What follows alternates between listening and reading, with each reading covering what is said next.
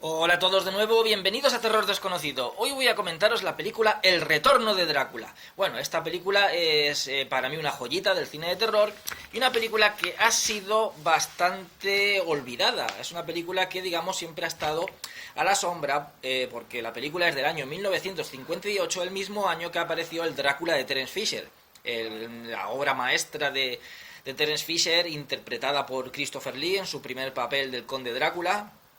Y claro, esa película, pues bueno, digamos que es la que acaparó toda la atención y esta quedó en un segundo plano. Esta película pues quedó bastante olvidada, pero para mí es una auténtica joya porque toca el tema del Conde Drácula de una manera diferente, de una manera que no se había visto hasta entonces y quizás se la pueda asemejar un poco en algunos detalles al Hijo de Drácula, la película que hizo del Conde Drácula Lon Chaney Jr. en la Universal, pero así a grandes rasgos, porque ambas están ambientadas en Estados Unidos, cuando la mayoría de películas con el personaje de Drácula han estado ambientadas en Transilvania o en Londres, pero aquí ya huimos de Transilvania y huimos de Londres para irnos a los Estados Unidos, concretamente a California. Entonces ya le da una estética diferente, igual que el Hijo de Drácula estaba por la zona de Luisiana, ya veías una estética más de pantanos. Pues aquí ya vamos a California y es una estética totalmente diferente pues de la estética londinense o la de los páramos de Transilvania. El Conde Drácula lo interpreta un actor llamado Francis Landerer, que creo que es de origen húngaro, al igual que lo era Bela Lugosi. Y lo hace muy bien, la verdad es que hace el papel de Drácula muy bien. Y es una película muy diferente a todas las que se han hecho antes del Conde Drácula y de las que se harían posteriores. Es como una rareza. Porque digamos que esta película mezcla el suspense, lo que es el cine de misterio, de suspense, con el cine de terror. Y lo hace de una manera muy bien. Hay momentos en los que parece una película de Alfred Hitchcock. De hecho, que recuerda mucho a La sombra de una duda, la película de Alfred Hitchcock. Recuerda mucho esa película. Aquí vemos al principio que vemos en la pantalla aparece como la sombra de una persona en negro y solamente vemos los ojos, una luz que ilumina la parte de los ojos. Eso es un homenaje y recuerda mucho a lo que es a las películas de terror de la Universal. Recuerda mucho a Bela Lugosi, a cuando en la película tanto de Drácula de Todd Browning, que tiene homenajes al Drácula de Todd Browning. Yo creo que esto ya directamente es un homenaje al Drácula de Todd Browning, pero en demás películas muchas veces esa mirada penetrante de esos malvados, de Boris Karloff, de Bela Lugosi, sobre todo en Bela Lugosi, esa mirada tan penetrante, pues era como que la imagen la oscurecían, lo envolvían en sombras y solamente iluminaban los ojos. Entonces aquí vemos como la sombra de una persona y solamente los ojos iluminados, ¿no? Es una especie de recordatorio a ese cine de terror de la Universal de los años 30, esta ya película es de los años ya 50, de finales de los 50, un poco un homenaje a ese Drácula interpretado por Bela Lugosi.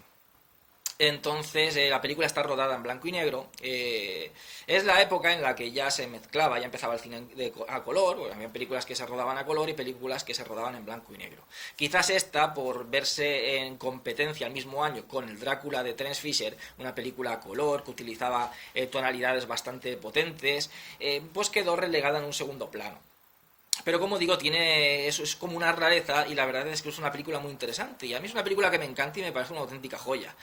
Vemos al principio como hay un grupo de personas que van a por el Conde Drácula, van a cazarlo directamente. Estamos pues en un pueblo de Hungría o de Rumanía y van a un cementerio y en un mausoleo entran para matar al Conde Drácula. Entonces van a esperar a que se esconda el sol, porque cuando se esconda el sol se supone que aparecerá... cuando se ponga el sol... Está de noche, está a punto de ponerse el sol, Drácula habrá ido a su guarida, habrá ido a su ataúd, entonces cuando el sol se ponga, pues abrirán el ataúd y le clavarán una estaca. Van un grupo de personas, entre ellos va un cura. Esto a que nos recuerda a Vampiros de John Carpenter, donde iba ese grupo de cazavampiros, iba un cura con ellos un poco para santificar el lugar donde se encontraban estos vampiros y ayudar a estos cazadores de vampiros. Pero cuando abren la tumba resulta que no hay nadie.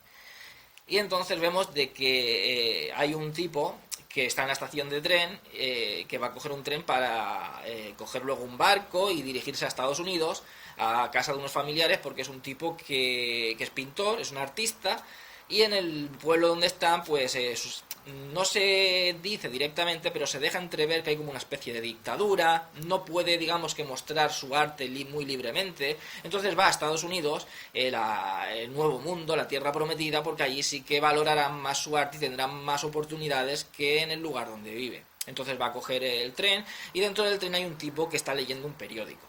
Entonces entra en el mismo vagón donde se encuentra este tipo leyendo el periódico y de repente el tipo del periódico deja el periódico, se levanta, no lo vemos, no le vemos la cara, solamente vemos la espalda y vemos como que está horrorizado el pintor que ha subido al tren. Esa escena también nos recuerda, igual que también todos los ataques de esta película que tiene el Conde Drácula, nos recuerdan a los de la película de Bela Lugosi y al cine vampírico, pero de los años 30, de los años 40, de décadas anteriores.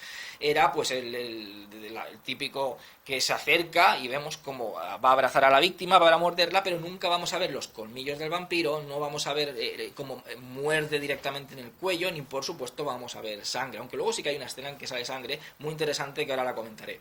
Todo eso ya lo trajo ese mismo año el Drácula de Terence Fisher. Entonces, claro, digamos que esta seguía los patrones tradicionales, dentro de que es muy original, mezclando ese cine de terror vampírico con el suspense, con un argumento de verdad que muy original en cuanto al planteamiento del Conde Drácula, cambiarlo de escenario, de Europa a Estados Unidos. Que aunque ya se había hecho antes, como digo, en El hijo de Drácula, esta película trata el tema de una manera muy original, sobre todo al tener esa trama de misterio.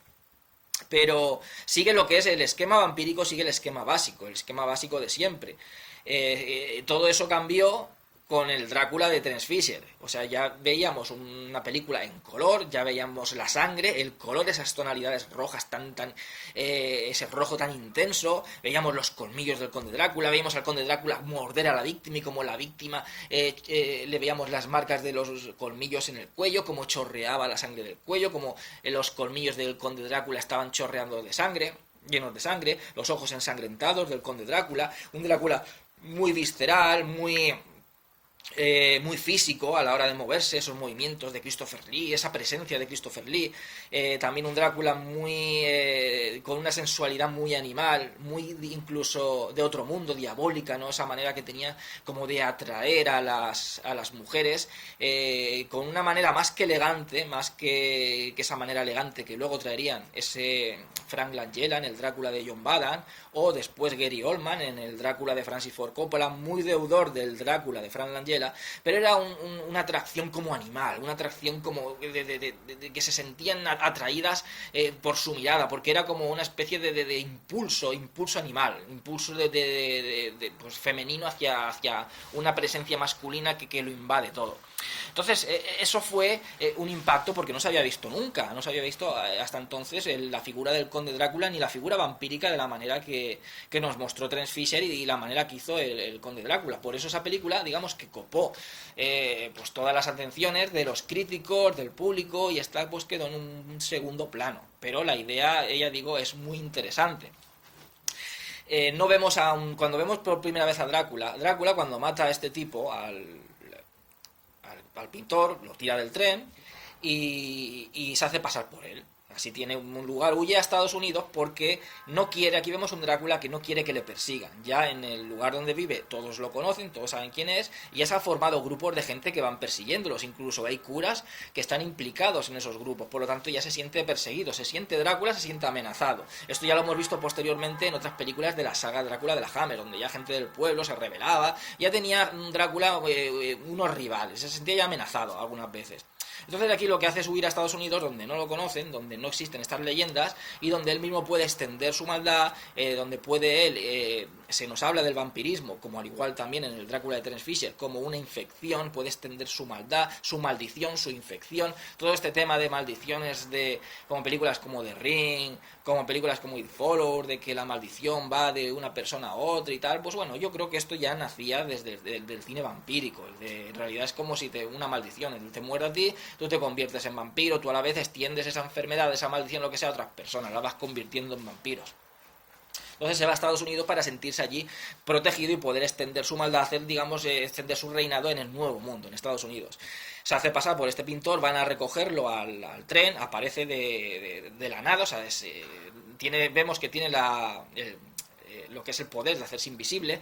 Esto nos recuerda, hace poco comenté, El vampiro de la autopista, una película de fantaterror español donde el vampiro se podía hacer invisible, pues aquí igual. Aquí el conde Drácula puede hacerse invisible. Entonces aparece, y no es el Drácula típico con la capa, o sea, va vestido elegantemente, pero va vestido de una manera normal. Si hay una especie de émulo a la capa, a la famosa capa del conde Drácula, es una chaqueta que se pone así por encima, sin las mangas, o sea, se la pone colgando por encima, que hace las veces de capa, pero no llega a ser una capa como la que tenía Bela Lugosi o como la que tenía Christopher Lee. Vemos un Drácula más hablador. Recordemos que el Drácula de Christopher Lee no era muy hablador, era más bien como decía a veces en Drácula Príncipe de las Tinieblas no hablan toda la película, y en las demás pues decía 2 o 3 frases y poco más. Era su presencia, ¿no?, la que imponía. Era como una especie de un ser sobrenatural, pero con aspecto humano, pero que notabas que era sobrenatural, ¿no? Esos ojos, esos colmillos, esa mirada, esos movimientos.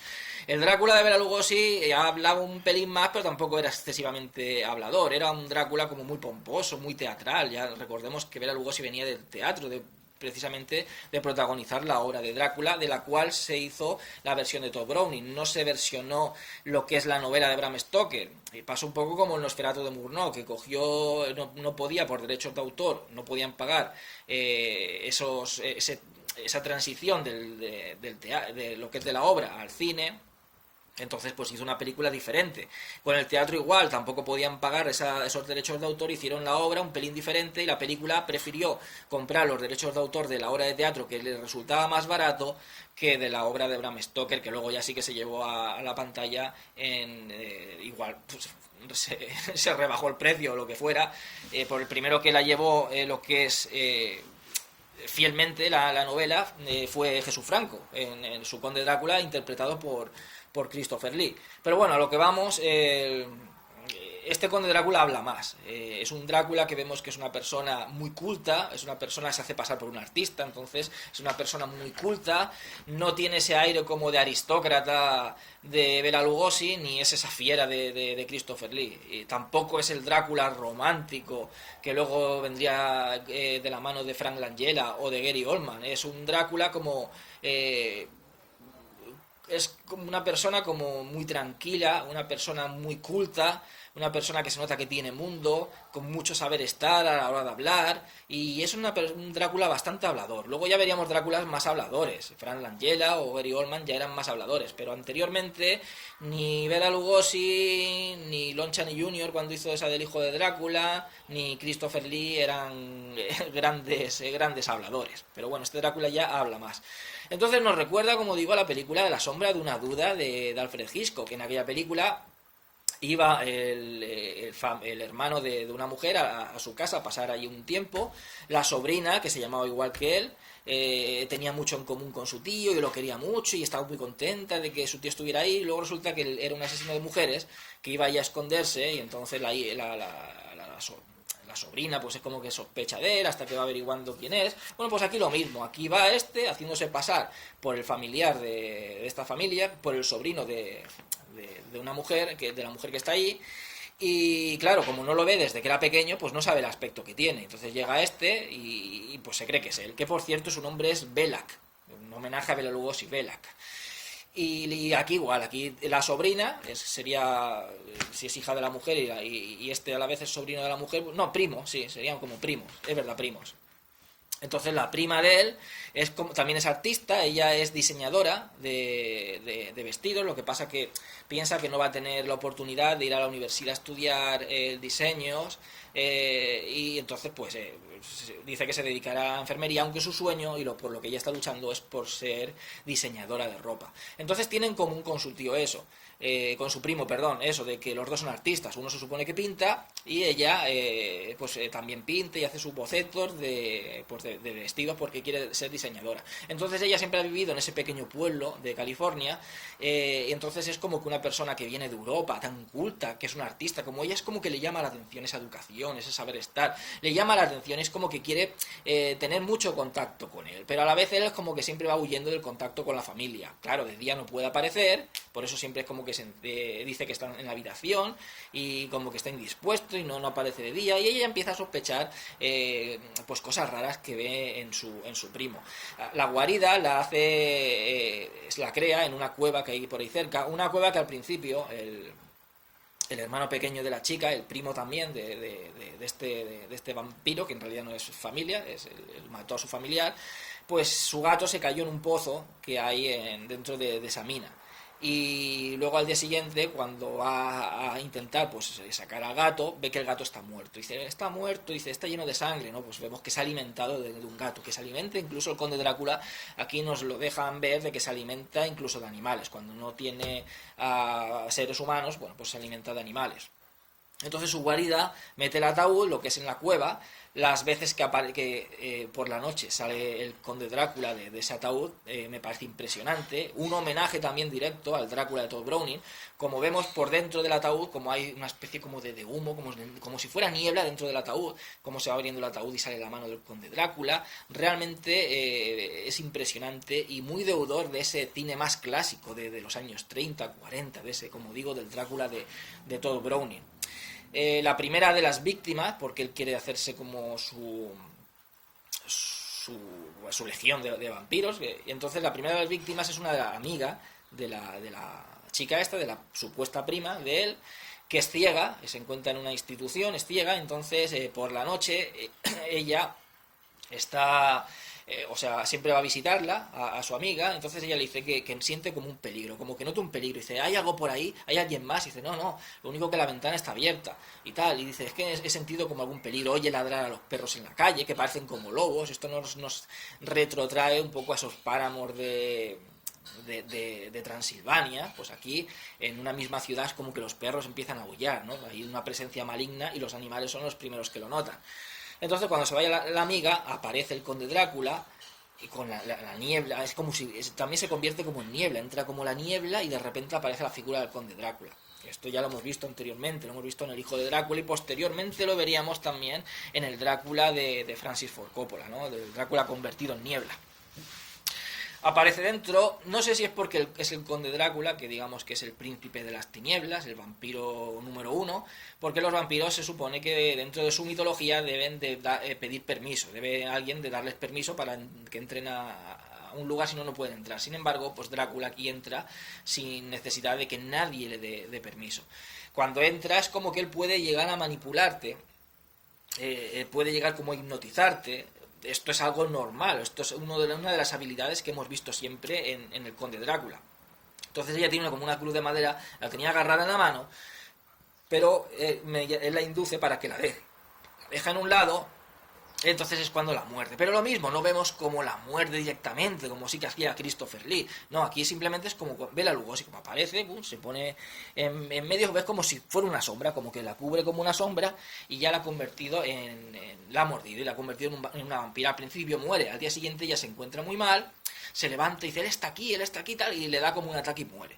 Es bastante raro que una persona joven y sana muera de un infarto, pero bueno, se puede dar, es algo que se da. Hay veces que son cosas que no se detectan, problemas del corazón a una edad temprana que no se detectan, y esa persona puede morir aunque sea joven. Entonces, pues nada, la meten en un ataúd, la entierran, la meten como una especie también como de mausoleo.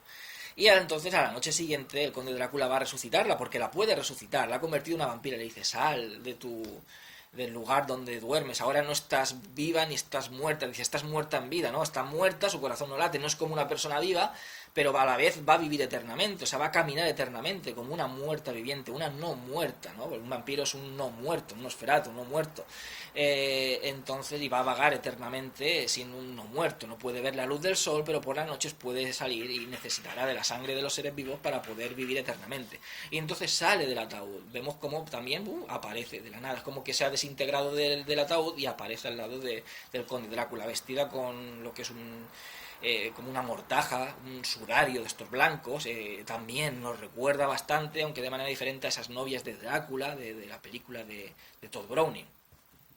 Entonces la película es eso, es una mezcla, el misterio de una película que tiene mucho que ver con La sombra de una duda de Alfred Hitchcock, con esa prima que quiere acercarse a su tío porque le llama la atención una persona tan culta, una persona que viene de Europa, con aspiraciones artísticas al igual que ella, pero a la vez sospecha de él, ve sus comportamientos raros, nadie se cuestiona nada, es como que bueno, pues si quiere dormir durante el día, porque a lo mejor pues tiene costumbre, o él está trabajando en su habitación y no hay que molestarlo, pero ella es la que se empieza a cuestionar y a ver cosas raras. Y entonces tiene ese juego de misterio, más también una película de terror del Conde Drácula de manera tradicional. En Conde Drácula simplemente hemos cambiado de escenario de Transilvania o Londres a un pueblo de Estados Unidos. La película está muy bien rodada, está rodada en blanco y negro, juega muy bien con lo que es las luces y sombras, con esas sombras alargadas, tiene muchos primeros planos y planos medios, travelings muy suaves a la hora de mover la cámara, esto también lo haría mucho Terence Fisher, y es un elemento que ya James Whale lo hacía mucho en sus películas. O sea, la película está muy bien rodada, el tipo hace del Conde Drácula, lo hace muy bien, hace un Drácula diferente, es como una rareza del Conde Drácula, tenemos como una película de Drácula tradicional, lo único que ha cambiado el escenario, pero con el Conde Drácula, que pues convierte a esa chica en una vampira, como pasaba con Lucy, con la amiga de Mina, en lo que es en el Drácula original. Pues aquí también, ¿no? Es un poco el rollo Drácula original, pero con esa mezcla de misterio a lo Alfred Hitchcock. Y bueno, yo creo que aquí ya sería comentar la parte con spoilers. También, y esto ya no creo que sea un spoiler, al igual que en La sombra de una duda, sospechan de que el tipo que vive en esa casa es el asesino de mujeres, y llegan unos que son policías pero se hacen pasar por, no recuerdo, por lo que se hacen pasar para intentar investigar sobre este tipo. Aquí igual, aquí llega uno diciendo que dice que era, no recuerdo bien, inspector de sanidad, o no recuerdo bien lo que dice, que llega a la casa, pero en realidad es mentira. Lo que hace es, cuando baja el tipo este, el conde Drácula, le pide fuego, le dice, ¿quiere un cigarro? Le saca un cigarro, dice, ¿quiere un cigarro? Y el conde Drácula dice, no. Entonces de repente se enciende uno y hace así con el mechero. Que yo ya no te digo, este hace así con el mechero porque está sacando fotos. Entonces el mechero lleva como una cámara y está sacando fotos. Entonces es igual, es lo mismo, es un grupo de personas que son los mismos que en el pueblo ese, al principio de la película vemos que van a por el conde Drácula, que esos cazadores de vampiros, hay uno que es el líder, que es una especie de émulo de Van Helsing, ¿no? Pues digo, tiene esos elementos como tradicionales del conde Drácula, pero traspasados a nuestros días, un poco a nuestra época, no al siglo XVII ni a épocas pasadas, como sí que lo hacía las películas de la Hammer. Era un poco el Drácula en nuestros días, que también era en realidad lo que hacía las películas de la Universal, ¿no? Teníamos al conde Drácula, pero quitando el Drácula de Todd Browning, que también, el Drácula de Todd Browning también estaba ambientada en el siglo XX. Pero ya la Hammer ya se iban pues o al siglo XVII o al siglo XVIII, ¿no? Ya nos metían en otra época. Aquí vemos una película que está ambientada en la actualidad de aquella época, en los años 50, que es cuando fue rodada la película. Entonces sería como una especie de Van Helsing moderno. Y bueno, pues eso, lo mismo que en La sombra de una duda, esos policías que van haciéndose pasar por otras personas para investigar sobre él y también le sacan como una foto sin que él lo sepa. Aquí igual, aquí llegan porque piensan que a lo mejor es el conde Drácula, porque saben que ha huido en tren y ahí han encontrado muerto a ese tipo, no saben quién es, y dice, pues alguno le habrá cogido la identidad. Y entonces, bueno, como que sospechan de él y van ahí a investigar. Entonces entras, hace pasar, no sé si era por un inspector de sanidad o de inmigración, sí, ahora que recuerdo, de inmigración, y por eso dice quiere mover los papeles de él tiene los papeles, los que le ha robado el otro, los habrá manipulado de alguna manera pues, para que encajen con él, pero como no se fían, pues le sacan una foto, porque el conde Drácula no se puede reflejar en los espejos. Esto también lo vemos y es algo por lo que la prima sospecha, porque cuando entra en la habitación de él, que el tipo está tumbado en la cama, pero no está matado, pero parece que esté muerto. Cuando entra a la habitación de él ve que los espejos los ha quitado de la pared. Dice, es que no me gustan los espejos, no le gustan porque no se puede ver reflejado en ellos. Entonces, si no se puede ver reflejado su carne, porque en realidad es un no muerto, es como una especie de espíritu en vida que puede verlo el ojo humano, pero no puede ser reflejado por ningún objeto reflectante. Entonces en las fotos no va a salir, y cuando hacen las fotos realmente ven que no sale. Y dicen, pues este tipo es realmente el conde Drácula. Hablan con el cura de allí, el cura al principio no los cree, pero bueno, luego sí que parece ser que sí que los cree. Entonces ya saben dónde está, y a todo eso pues la sobrina también que va sospechando de él. La de banda sonora está también genial. La película tiene momentos de terror y de misterio muy bien conseguidos, pero muy bien conseguidos. Hay una escena en que cuando sale de ver a la amiga, a la chica ciega, sale ella de verla, va andando, de repente como que oye una voz y sube así como al lugar, es como una especie de colina así pequeña, a ver, porque oye la voz que sale de ahí, va a ver lo que pasa y de repente son un claxon, que era el novio de la chica. Es un susto bien hecho. Es un susto bien hecho, porque no te esperas nada, no es que esté una música y de repente para y sabes que va a pasar algo, va a salir algo de la pantalla, no, ahí no sale nada de la pantalla, simplemente ha habido unas voces, ha ido a mirar, pum, y te ha pegado el sonido. Un susto muy bien realizado. Y tiene escenas de tensión muy bien conseguidas y la banda sonora sobre todo ayuda porque tiene una banda sonora muy tétrica, muy tétrica. Y el tema principal me recuerda mucho al del Resplandor, me recuerda mucho. Entonces, esa banda sonora tan tétrica, tan siniestra, la manera de rodar, que digo, está muy bien rodada. Ese misterio que tiene de la chica investigando al primo, que es el secreto que parece que esconde, ella se siente como intrigada con el primo. Es muy interesante la película, es muy interesante. Tanto las escenas de suspense y misterio funcionan, por lo tanto, como película de suspense y misterio funciona, como las escenas de terror también funciona, cuando aparece el conde Drácula, cuando convierte a su amiga en vampira, todas esas escenas también funcionan.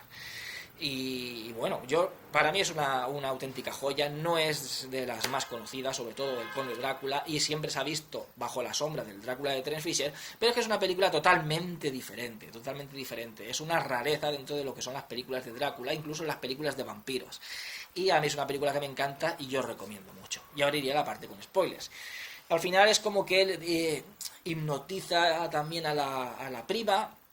La prima lleva siempre la cruz, él intenta hacer que se quite la cruz, pero parece que ella como que se resiste un poco, pero al final la hipnotiza y la lleva hasta su guarida, hacia esa cueva. En ese mismo instante sacan del ataúd a la chica que ha muerto, porque dicen, bueno, el cazavampiros piensa que ha muerto a manos del conde Drácula, y dice, si ha muerto a manos del conde Drácula, pues entonces se convertirá en vampira. De hecho, cuando abren el ataúd, como es...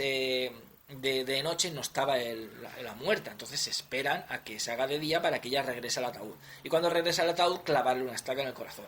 Le clavan la estaca en el corazón, la matan y se ve sangre de color rojo, y eso contrasta mucho el blanco y negro al rojo de la sangre, porque como digo, en los años 50 ya había cine a color, lo único que había en algunas películas, igual por presupuesto o lo que sea, que se seguían rodando en blanco y negro, pero meten la sangre de color rojo. Esto me recuerda también a una de las escenas de Escalofrío de William Castle, que se ve una bañera llena de sangre, entonces ese contraste, ¿no?, de blanco y negro con el rojo impactante de la sangre, me parece muy bien conseguida esa escena. Y cuando le clava la estaca a esa chica y la mata, es como que Conde Drácula lo siente, porque es como que está conectado con las personas a las que convierte en vampiros, y esto también lo emparenta al vampiro Valek del Vampiros de John Carpenter, que las personas a las que vampirizaba era como que estaban ligadas de alguna manera, tenían una conexión con él.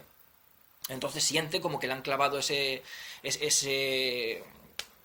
estaca en el corazón, por supuesto no muere, intenta hacer que tire la cruz porque el novio está allí, la va a buscar y está allí en la cueva, logra hacerla salir a ella de ese embrujo que tiene.